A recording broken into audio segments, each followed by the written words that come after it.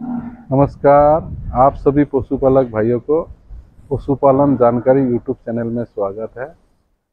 Semen station में एक ज़रूरी काम होता है जो सा हम बुल के लिए करते हैं।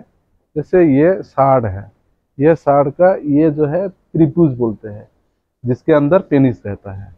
तो इसके अंदर जो है बैक्टीरिया या तो प्रोटोजोआ रहने का संभावना होता है। जैसे कैम्पाइलोबैक्टर फीटस करके एक बैक्टीरिया है, वो अगर साड़ के त्रिभुज के अंदर अगर रहेगा तो इस साड़ से जब हम कोई गाय जब हीट में आएगा, जब उसको हम क्रॉस कराएंगे तो बीज के साथ, सीमेन के साथ वो वाला बैक्टीरिया जो है उस गाय का बच्चेदानी के अंदर चले जाएगा।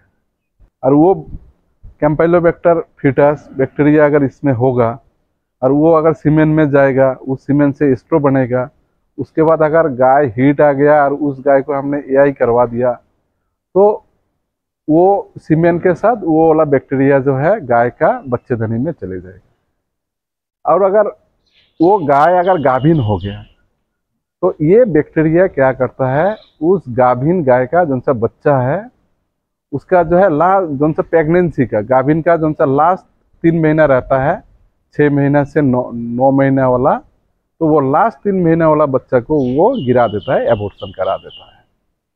तो ये बैक्टीरिया अगर यहाँ पे रहेगा, इससे हम अगर नेचुरल मेटिंग करा क्रॉस कराएंगे या तो सीमेन बना के अगर हम अगर एआई कराएंगे तो उससे अगर गाय अगर गाभिन हो गया तो वो लास्ट जो सा 3 महीना बच्चा हुआ होता है, 6 से 9 महीना वाला बच्चा, उसको जो है वो जो है गिरा देता है। और एक इसमें एक प्रोटोजोआ होता है जिसको हम ट्राइकोमोनास फीटस बोलते हैं। वो प्रोटोजोआ अगर इसका त्रिभुज के अंदर अगर रहेगा तो इस बुल से अगर हम अगर किसी गाय को क्रॉस कराएंगे, सीमेन बनाने के बाद उस सीमेन से अगर किसी गाय जब हीट में आएगा तब अगर उसको अगर हमने एआई करवा दिया तो वो प्रोटोजोआ जो है उस गाय का बच्चेदानी के अंदर चले जाएगा। तो वो गाय जब गाभिन होगा तो गाभिन होने का पहले 10 दिन का जो सा बच्चा है, मतलब गाभिन जिस दिन हुआ है, जिस दिन कंसेप्शन हुआ है, तो उस दिन का पहले 10 दिन वाला बच्चे को ये जो है गिरा देता है। तो ये दो चीज जो है, जो सा कैम्पाइलोबैक्टर फीटस बैक्टीरिया और ट्राइकोमोनास फीटस प्रोटोजोआ, ये दोनों चीज जो है हमारा सांड में नहीं होना चाहिए। इसलिए हम जोन सा भी बुल कलेक्शन में आता है, बहुत सारे सीमेन स्टेशन में, जैसे जोन सा बुल का जिस दिन का सीमेन कलेक्शन का डेट होता है तो पहले उसको जो है उसका जो है हम ठंडा पानी से जब नहलाते हैं, उसके बाद इसको जो है हम प्रीपुजल वॉशिंग जो है एक सोल्यूशन है उससे हम करवा देते हैं। या तो फिर बहुत सारे सीमेन स्टेशन है जिसमें जोन सा बुल कलेक्शन में है तो उसको जैसे काल जोन सा बुल का कलेक्शन है तो एक दिन पहले उसका जो है प्रीपुजल वॉशिंग कराते हैं। तो जैसे हमारा वाला सीमेन स्टेशन है तो इसमें भी हम जो है रेगुलरली इसको जो है हम जो है प्रीपुजल वॉशिंग करते हैं कि ये वाला बैक्टीरिया जो सा कैम्पाइलोबैक्टर बैक्टीरिया और जो है ट्राइकोमोनास फीटस प्रोटोजोआ जो है इसमें नहीं होना चाहिए। तो इसके लिए जो है 2 सोल्यूशन आता है, चाहे किसी एक से भी करा सकते हैं। एक आता है 0.9% नॉर्मल सलाइन, तो वो जो है हम बाजार से भी खरीद सकते हैं या तो अपना जो सा लैब है इसमें भी हम लोग जो है बनाते हैं।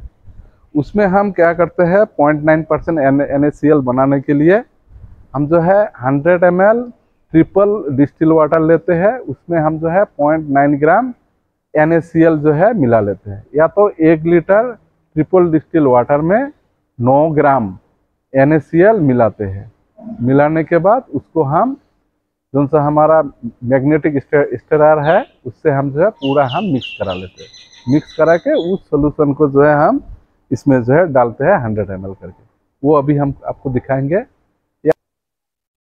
या तो फिर दूसरा जो सा सोल्यूशन है 0.02% पोटासियम परमैंगनेट, ये सोल्यूशन हम जो है लैब में बनाते हैं।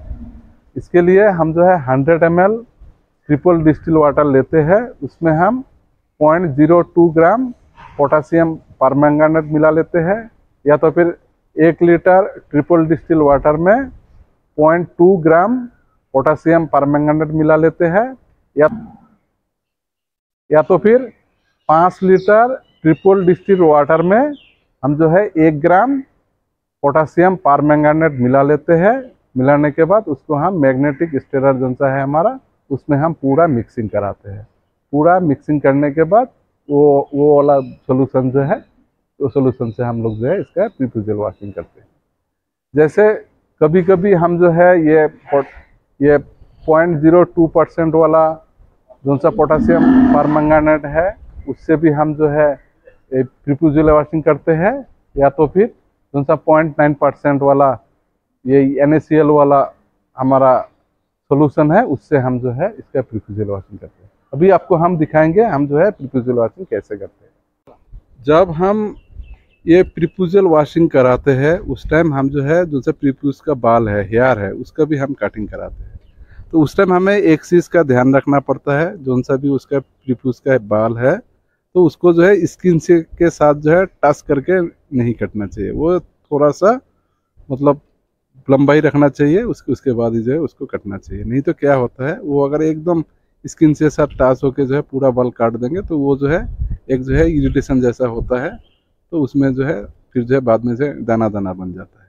तो इसलिए जो है थोड़ा सा बाल मतलब रख के उसको जो है हम काटते हैं।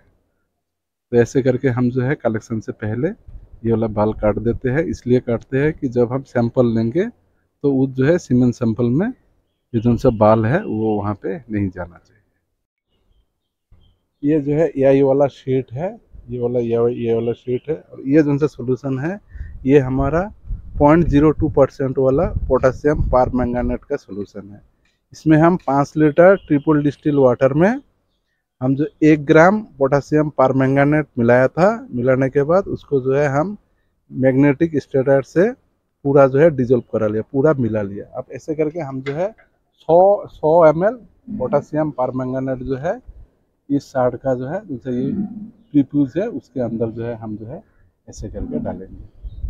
तो डालने के बाद वहाँ पे हम छोड़ देंगे। तो इससे क्या होगा, इसका प्रीफ्यूज के अंदर जहाँ पे पेनिस है वहाँ पे अगर ट्राइकोमोनास फीटस प्रोटोजोआ होगा या फिर कैम्पेलोबैक्टर फीटस बैक्टीरिया होगा, तो ये जो है उसको मार देगा। ऐसे तो हमारा बुल में है ही नहीं, क्योंकि हम हर 6 महीने में प्रीफ्यूजल स्क्रैपिंग लेते हैं। स्क्रैपिंग लेके इसको जो है हम जो है लैब में भेजते हैं।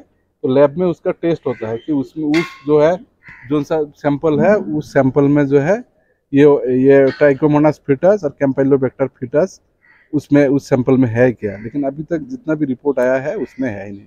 इसका मतलब है जो सा हमारा सीमेन स्टेशन है, ये सीमेन स्टेशन में जो है ये वाला दोनों चीज़ जो है ही नहीं। तो इससे जो सा भी हमारा जो है सीमेन बनेगा, इस सीमेन में ट्राइकोमोनास फीटस और कैम्पेलोबैक्टर फीटस हमारा सीमेन में है ही नहीं, फ्री है। धन्यवाद।